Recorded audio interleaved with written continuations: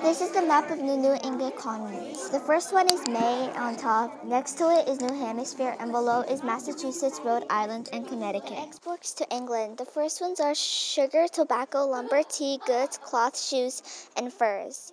And when they were going to England, it was furs, lumbers, grain, whale oil, and dried fish. And return to New England is tea, spices, and wine, such as cloth and paper. Jacob led the second group of Puritans to settle in the Massachusetts colony.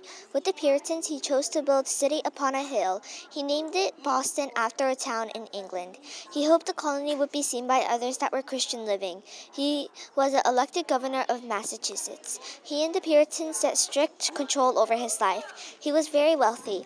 He led the Puritan group, and he was the governor of Massachusetts. They had strict control. Williams and his followers believed that the Puritan church should be separated from the colonial government and the strict rule of the Church of England. He also believed not to punish people for different beliefs. The leaders voted to expel Roger Williams. He was also a minister, and the Williams bought and from Narragansett and founded a settlement. He was very wealthy, and he led the Puritan group. Puritan life rules and the consequences. The rules were that you had to obey the church or you would get expelled. These orders allowed voters to elect their leaders. White men were only allowed to vote if you get descended. They would make you stay away for 3 hours, and the consequences for breaking the rules were listed above. You would get kicked out of the colony. They would put you into stocks. They would punish you. And the Puritans. In 1937, I was shocking the other colonists in my Puritan community. I defended my right to have my own religious beliefs because I was challenging the authority of the colony's leaders. I moved to Massachusetts. At my new home in Boston, I shared my beliefs in prayer meeting. I said I did not need to follow church laws in order to please God. The colony's leader expected me because I had broken the law. I settled what became Rhode Island colony. My struggle with religious beliefs set an example for others at every part of my life on my religious beliefs. I lived, worked, and spent my free time.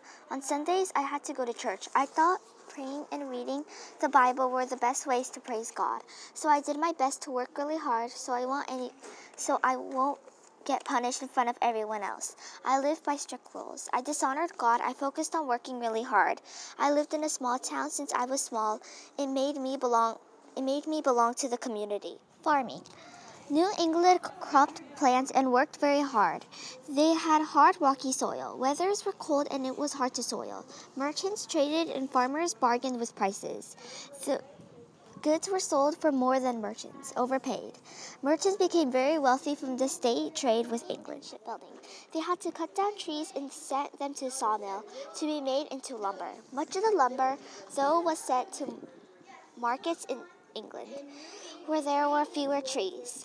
They also had to make tar, a coating of seals which was made from pine whaling. There were so many fish in the New England, and the number decreased more than they needed. They captured and killed whales. When the whales got hunted, they captured and killed the whale. The whale then cut up and boiled the whale's blubber. It took them years to kill them.